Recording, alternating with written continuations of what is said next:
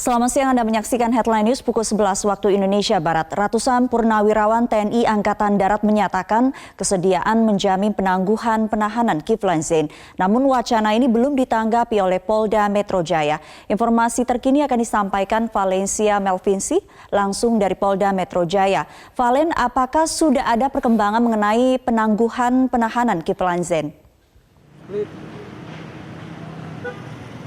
Sumi, hingga saat ini yakni sekitar pukul 11 waktu Indonesia Barat, pihak Polda Metro Jaya belum ada lagi memberikan perkembangan terbaru ataupun memberikan rilis terbaru terkait kasus yang menjerat Kiflan Zain.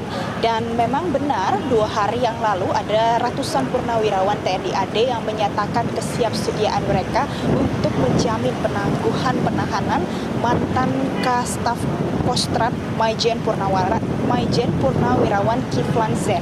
Dan hingga saat ini pihak dari Polda Metro Jaya juga belum menanggapi wacana akan adanya jaminan dari ratusan purnawirawan TNI AD untuk menjamin penangguhan penahanan dari Kiflan Zain ini sendiri.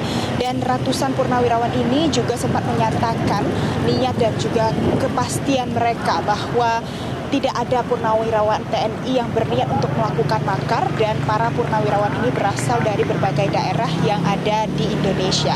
Dan sebelumnya pada akhir bulan Juni 2019 ini, pihak kuasa hukum dari Kiflan Zain juga sempat mengajukan penangguhan penahanan atas klien mereka kepada Polda Metro Jaya, namun penangguhan penahanan ini sempat ditolak oleh pihak kepolisian.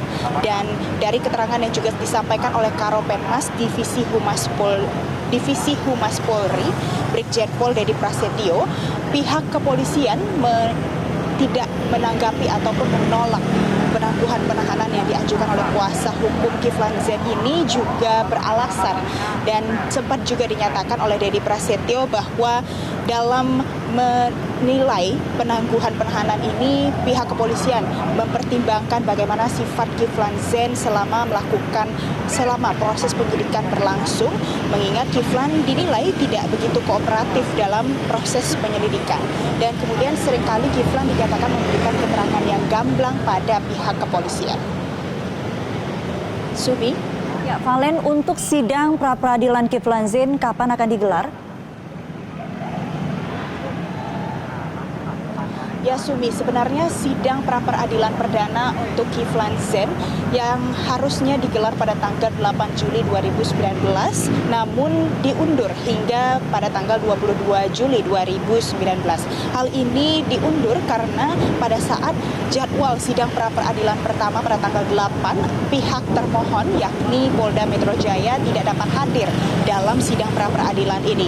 Dan kemudian nantinya pihak kuasa hukum yang sudah disiapkan oleh Polda Metro Jaya akan hadir pada sidang pra-peradilan yang sudah dijadwalkan pada tanggal 22 Juli 2019. Dan hal ini juga sudah disampaikan oleh Kabid Humas Polda Metro Jaya, Kombes Pol Argo Yuwono, pada saat ia memberikan keterangan di Polda Metro Jaya. Dan sebelumnya memang kuasa hukum Kiflan Zain melaporkan Polda Metro Jaya ke Pengadilan Negeri Jakarta Selatan terkait adanya dugaan bahwa adanya penyalahan ataupun kesalahan ataupun pelanggaran dalam proses penyelidikan yang dilakukan terhadap Kiflan Zain terkait dengan status tersangka yang disandang oleh Kiflan Zain untuk kasus adanya kepemilikan senjata api ilegal dan juga dugaan makar yang dituduhkan kepada Kiflan Zain. Sumi. Valencia Melvinsi melaporkan langsung dari Polda Metro Jaya. Kiflan Zain bukanlah nama baru di era perpolitikan di Indonesia. Mantan Kepala Staf Komando Cadangan Strategis Angkatan Darat ini semakin disorot saat pemilu 2019, ditambah lagi sejumlah kontroversinya.